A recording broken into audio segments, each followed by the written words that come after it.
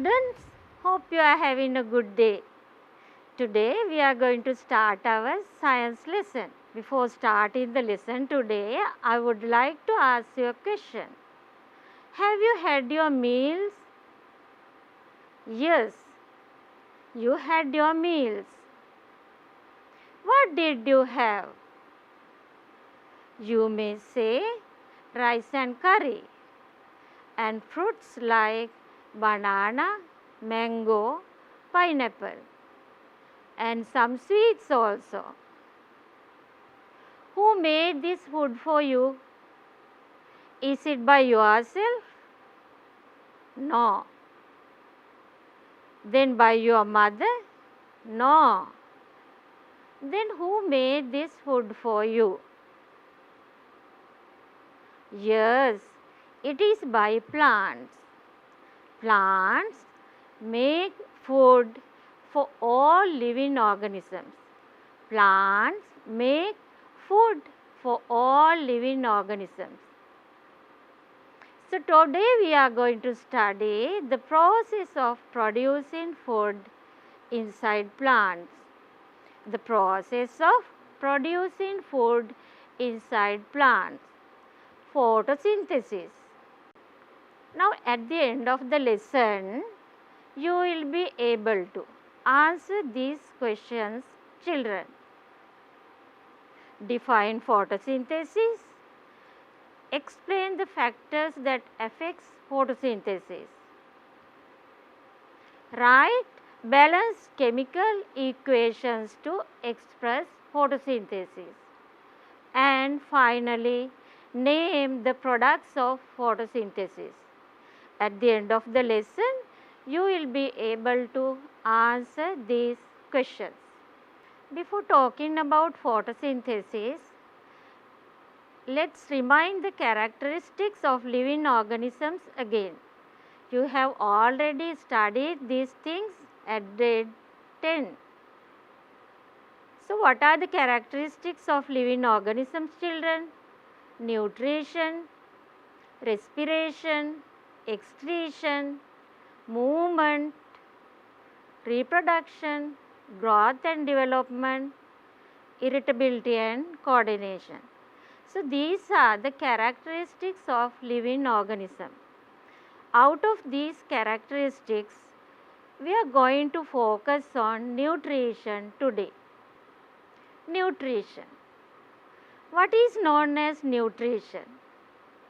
The process by which energy and materials are obtained. The process by which energy and materials are obtained for the maintenance of life is known as nutrition. Now you can see, children, a food web and several food chains here. A food web and several food chains here. It explains you how organisms obtain their nutrition. These food web and food chains explains you how organisms obtain their nutrition. So, how we get energy? We get energy from food. How we get energy? We get energy from food. Why energy is needed?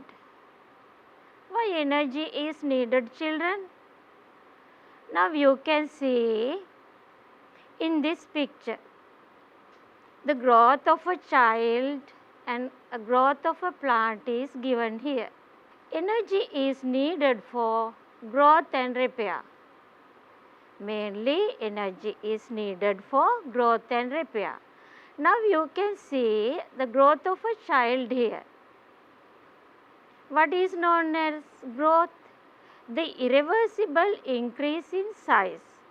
The irreversible increase in size is known as the growth. Now look at the child. Think when you are in grade 1, your size when you are in grade 1. Now you are in grade 11. Now you can see the difference. You can compare the difference of your sizes when you are in grade 1 and grade 11. It is known as growth. It is known as growth. So, for growth, energy is needed. For growth, energy is needed, children. So, how we obtain energy? Now, tell me how we obtain energy. Energy is obtained from food. Yes, energy is obtained from food. Food is essential to obtain energy. Food is essential to obtain energy.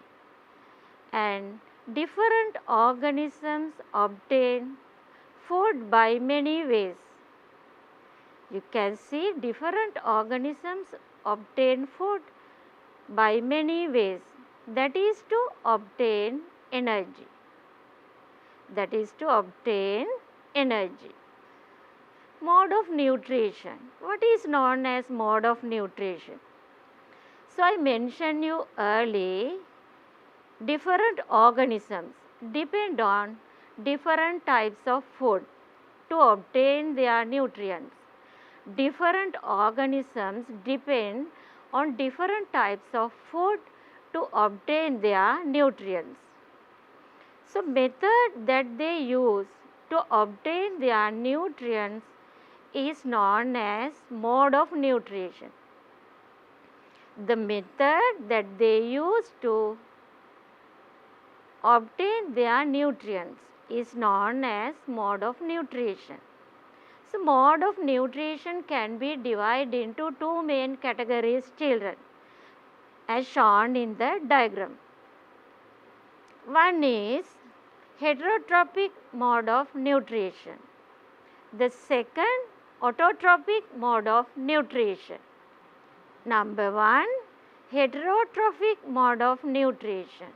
Number 2, autotrophic mode of nutrition. Now, we are going to study in details about these two modes of nutrition. Heterotrophic mode of nutrition. Now, you can see some animals here. Try to identify them, children. Can they produce their own food? Tell me, can they produce their own food? No, they cannot produce their own food. They cannot produce their own food. So, how they obtain their nutrients? They depend on plants.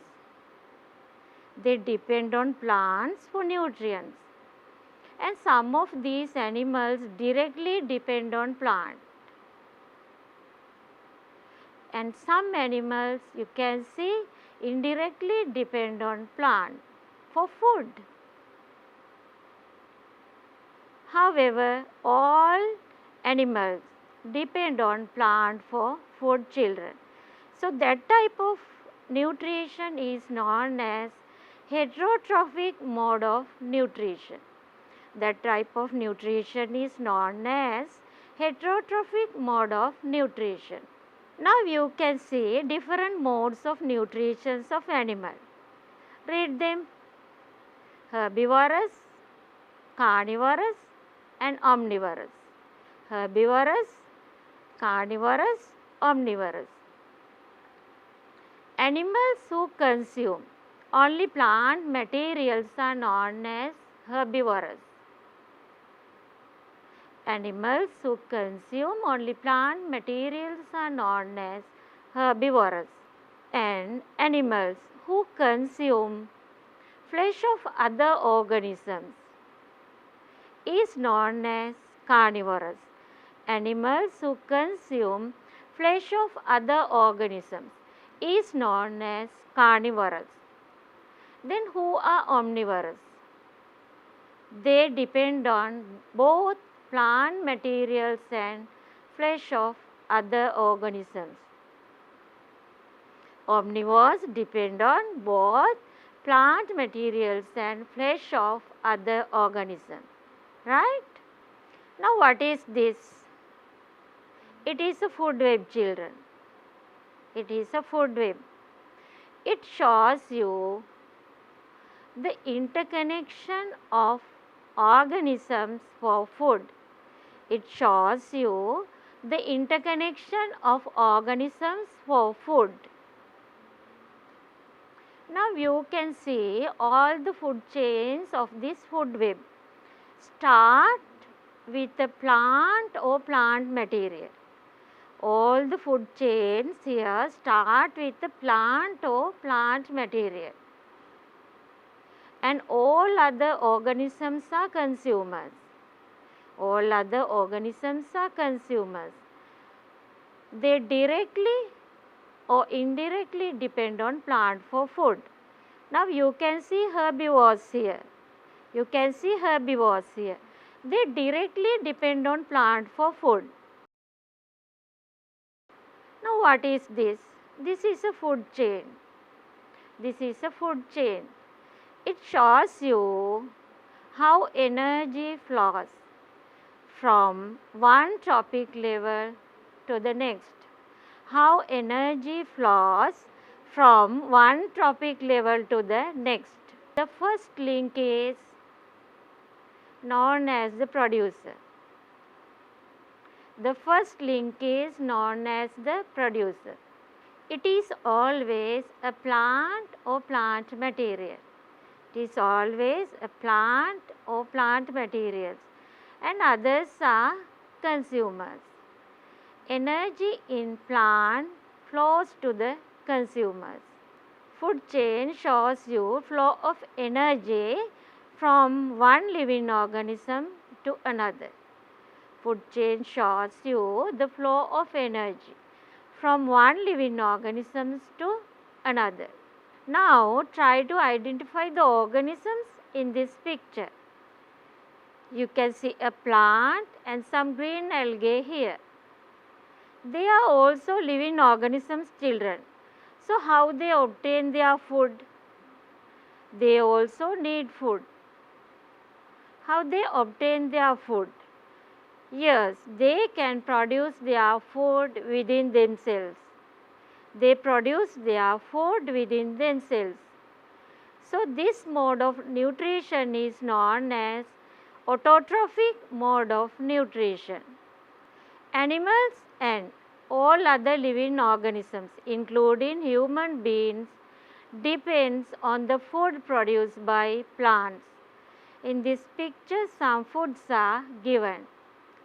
Now, the photosynthesis is the process of producing food inside the plant. Now, in this picture, you can see some foods produced by plants, children. Next, we are going to discuss the factors essential for photosynthesis. Factors essential for photosynthesis. Look at the factors: water, carbon dioxide, chlorophyll, light energy. Shall I tell it again? Water, carbon dioxide, chlorophyll and light energy.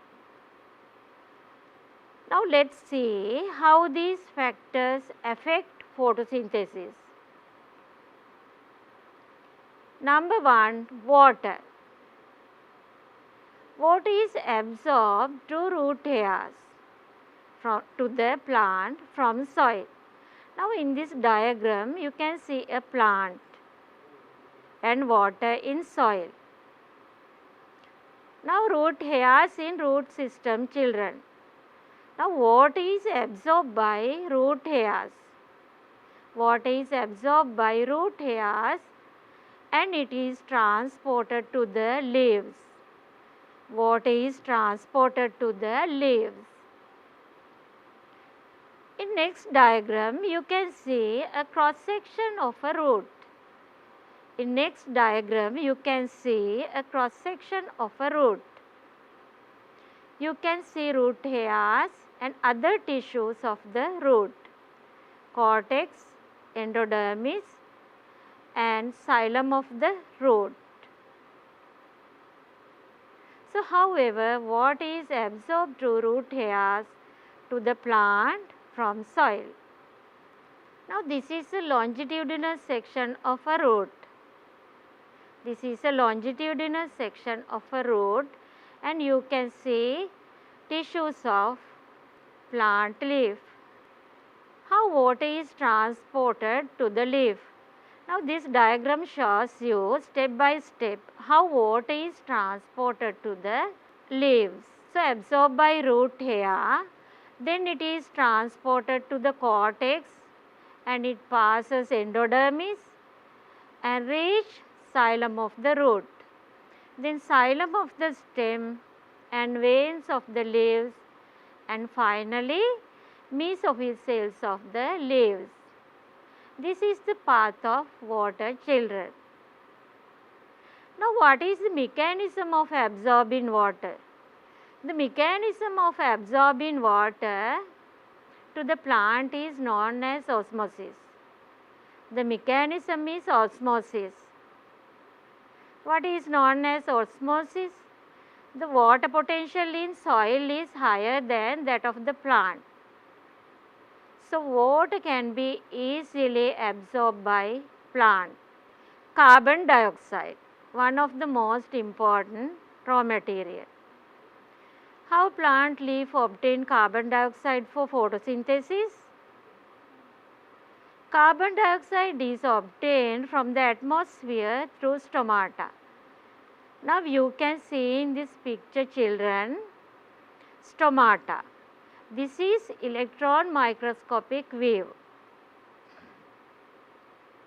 The size of the stomata is controlled by the guard cells.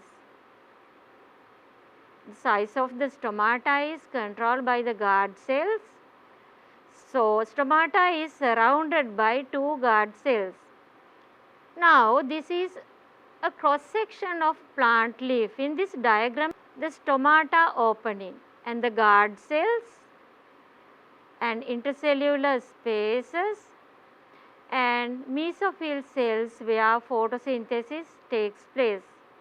Two types of mesophyll cells, spongy mesophyll and palisade mesophyll.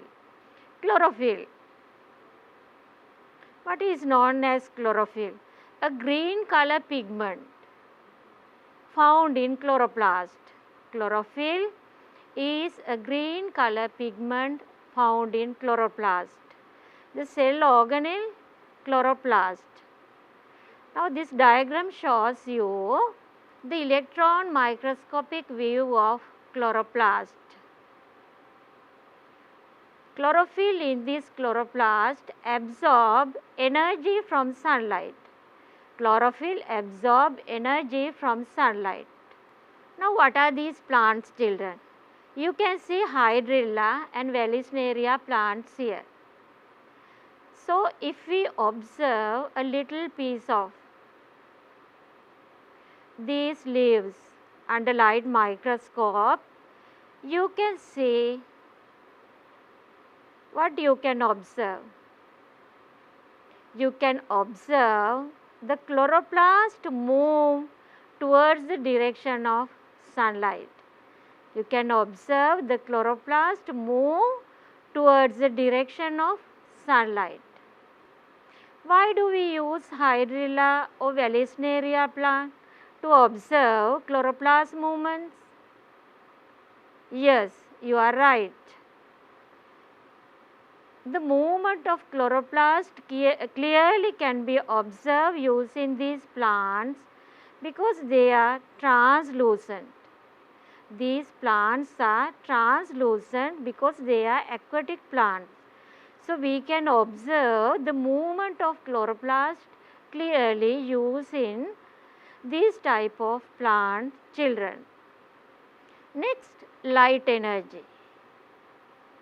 Sun is the main natural source of light for photosynthesis. Sun is the main natural source of light for photosynthesis, but under special circumstances we can use artificial lights also. Now look at this diagram, children. Can you identify this? Yes, it is a greenhouse. So in greenhouse, when we are growing crops in greenhouses, children, the natural light may not be enough. When we are growing crops in greenhouses, the natural light may not be enough. So, under these conditions, we have to use artificial light. So, we can use bulbs to obtain light. Now, you know white light is consist of 7 colors. White light is consist of 7 colors. If you observe a rainbow, you can identify these 7 colors, children. Can you name them? Yes. Now, what is the importance of these colors in photosynthesis? Look at this diagram. Now, red and blue color. Red and blue color of sunlight is absorbed by plant leaf. And scientists say these colors enhance photosynthesis. Red and blue color enhance photosynthesis. Why farmers cover banana with blue polythene? Now you may have seen this in Sri Lanka, farmers cover banana with blue color polythene. What is the reason, children? Blue light enhance photosynthesis. It helps to increase the size of the fruit. It helps to increase the size of banana fruit. Now, this is a summary of photosynthesis. Definition of photosynthesis. Read it by yourself. Utilizing the light energy, the cells contain chlorophyll in green plant. Synthesize food using carbon dioxide and water as raw materials. This is the whole process of photosynthesis, children. Utilizing the light energy, the cells contain chlorophyll in green plant. Synthesize food using carbon dioxide and water as raw materials. Adaptations of plants for photosynthesis. Adaptation of plant for efficient photosynthesis. Now, plant is adapted to catch maximum amount of sunlight. Plant is adapted to catch maximum amount of sunlight, children, because there is a huge number of leaves in a plant. All of them need sunlight. All of them need sunlight for photosynthesis. So, they have to arrange in a particular manner to catch maximum amount of sunlight. It is known as phyllotaxis or leaf arrangement. So, what is known as leaf arrangement? The way that plant leaf is arranged around the stem. Now, in this diagram, you can see some leaf arranging methods: alternate, spiral, opposite and whirl. So, now I am going to show you using some specimen, some natural specimen.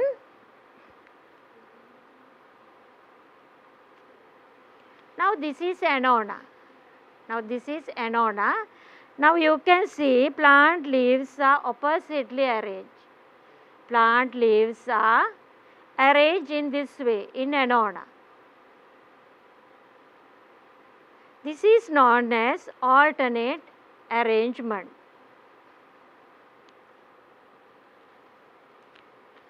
And look at this branch. This is guava. This is guava. And how leaves are arranged here? Can you identify? Yes, leaves are arranged as pairs but to opposite directions. Leaves are arranged in pairs but to opposite directions. Now look at this branch. How leaves are arranged around the stem, children? How leaves are arranged around the stem? Yes, these leaves are arranged in a whirl. Now you can see several leaves arranged in the same place around a knot. This is known as whirl arrangement.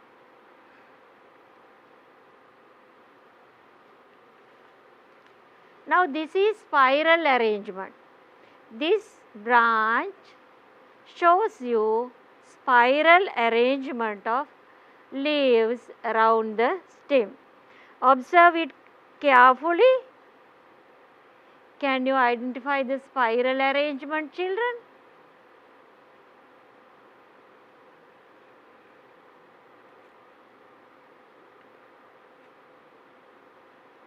Right.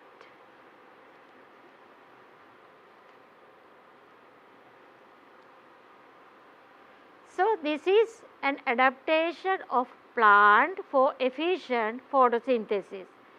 Shall we move to our next slide? Leaf blade being thin. Now compare with other parts of the plant, leaf is very thin. Compare with the other parts of the plant, leaf is very thin. For what purpose? Yes, it is an adaptation for efficient photosynthesis. It is an adaptation for efficient photosynthesis. Now what this picture says? What these pictures say? Turning towards the direction of sunlight. You can see some indoor plants and outdoor plants.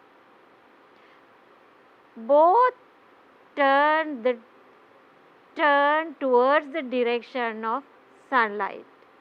That is to catch maximum amount of sunlight, children. Now what are these plants? Are there leaves in these plants?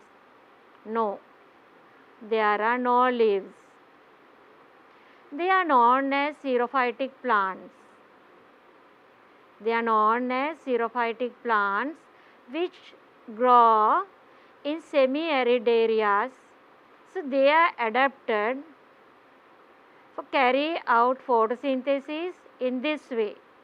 So what happened here? The stem of the plant turned into green color. The stem of the plant is turned into green color. This is also an adaptation for efficient photosynthesis. Now I will show you a specimen. Now look at this specimen, children. This is a type of cactus plant. Now you can see the stem is adapted to carry out photosynthesis. No leaves here. No leaves here. Leaves are turned into spines. Therefore, stem is adapted to carry out photosynthesis. Climb up for search in sunlight. Now, these plants have a weak stem. So, they have to climb up with the support of another plant or another support. The stem of these plants are very weak. So, they have to climb up for search in sunlight with the help of another support. So, these are some adaptations of plant for efficient photosynthesis, children. Now, what is this? This is the word equation for photosynthesis. This is the word equation for photosynthesis. Carbon dioxide combined with water and produce glucose and oxygen. Utilizing light energy and chlorophyll. Carbon dioxide combined with water and produce glucose and oxygen, utilizing light energy and chlorophyll. This is the word equation for photosynthesis. Now, let us look at the balanced chemical equation of photosynthesis process. Now, children, this is the balanced chemical equation of photosynthesis. You can get more details. You can study more details of this balanced chemical equation. Now, look at this. While producing one glucose molecule, it consumes 6 carbon dioxide molecules and 6 water molecules. While producing 1 glucose molecule, it consumes 6 water molecules and 6 carbon dioxide molecules, using light energy and chlorophyll. Now, what are the products of photosynthesis? So, these are the products of photosynthesis, children.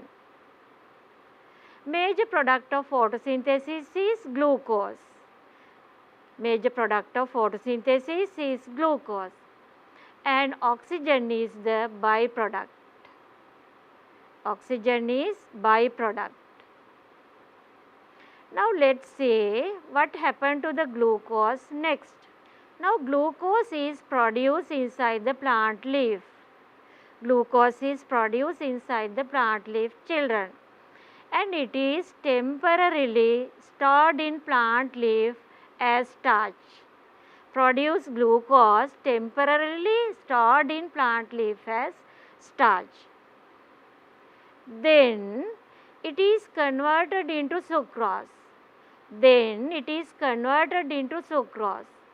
And transported to the other tissues via phloem. The mechanism is known as mass flow. At storage organs, what happened? At storage organs, again this sucrose in phloem sap turns into starch and store. You can see some foods here which stored starch. And what is the fate of oxygen? Oxygen diffused to the atmosphere via stomata, similarly absorbing carbon dioxide. Now, this is a summary.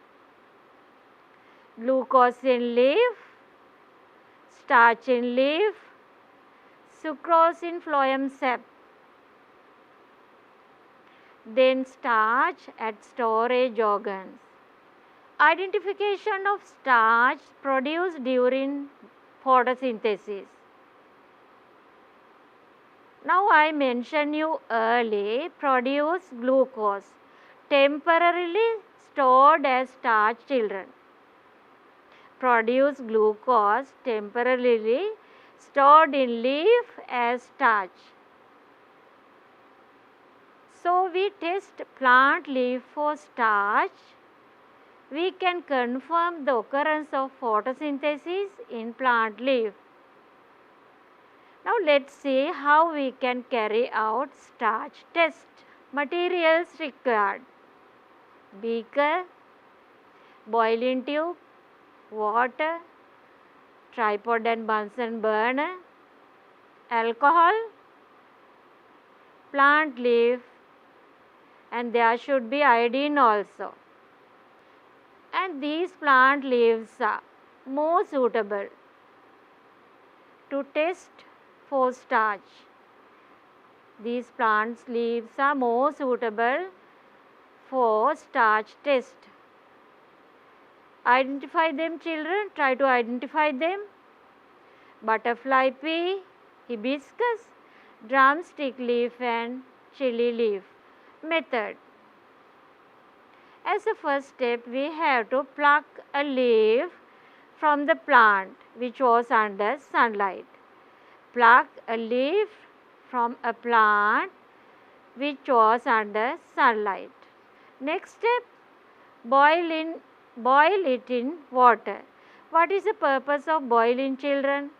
While boiling, tissues in plant leaf die and become more permeable. While boiling, the tissues in plant leaf die and become more permeable. So, chlorophyll can be easily removed. Let us move to the next step. Then the boiled plant leaf place in alcohol and boil in a water bath. Why we use a water bath while heating alcohol? Alcohol is highly inflammable. So, we use a water bath when we use alcohol to test. Then the next step, Wash the leaf and add a few drops of iodine solution. Shall we move to the observation, children? Now, as shown in this diagram, plant leaf turns dark purple or blue color. Plant leaf turns dark purple or blue color. It confirms the presence of starch in plant leaf. It confirms the presence of starch in plant leaf.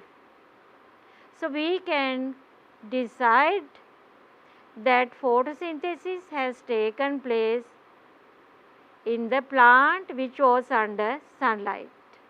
Right. So, before finishing the lesson, I would like to ask you some questions, children. Now, read this question and try to answer them. Question number 1. What is the first thing made in the plant leaf as a product of photosynthesis? Glucose, starch, sucrose, lipids. What is the answer? Yes, your answer is correct. It is glucose. Next question. The forms in which food produced by photosynthesis is transported and stored in order are: the forms in which food produced by photosynthesis is transported and stored in order. Number 1, glucose and starch. Number 2, sucrose and glucose. Number 3, starch and sucrose. Number 4, sucrose and starch. What is the answer, children? Yes, sucrose and starch. Shall we move to the next question? Which of the following energy transformation takes place during photosynthesis? Answer, first answer, chemical energy convert into light energy. Second answer, heat energy transform into chemical energy. Third one, light energy into chemical energy. Fourth one, light energy into heat energy. During photosynthesis process, light energy is converted into chemical energy. Foods contain chemical energy, children. What is the primary raw material which is responsible for releasing oxygen in the process of photosynthesis? Water, carbon dioxide, light, glucose. What is the answer? What would you think? What is responsible for releasing oxygen? Now, this is a structured question, children. Look at this diagram. The diagram shows you the factors relating photosynthesis. Now, these are the questions. A. Through which tissue a food is produced in leaves, transported to the other parts of the plant? Through which tissue is food transported to the other parts of the plant? B. Which substance does the plant absorb from soil to produce food? C. The consumers of which level die first if the earth is cut off from sunlight for a long period? Last question, how do plants contribute to reduce air pollution? Food is transported via phloem, and substance that absorbed from soil is water. First die herbivores, children. Then finally, during photosynthesis, plant absorb carbon dioxide and release oxygen. It helps in reducing air pollution. Children, today we were discussing about photosynthesis. Now look at this slide again. Now you can answer these questions, children. Now you can define photosynthesis and explain the factors that affects photosynthesis. And now you can write the balanced chemical equation to express photosynthesis process. And finally, you can name the products of photosynthesis. So in our next lesson, we are going to discuss how these factors affects photosynthesis using some experiments. I am going to finish the lesson today. We will meet with our next lesson.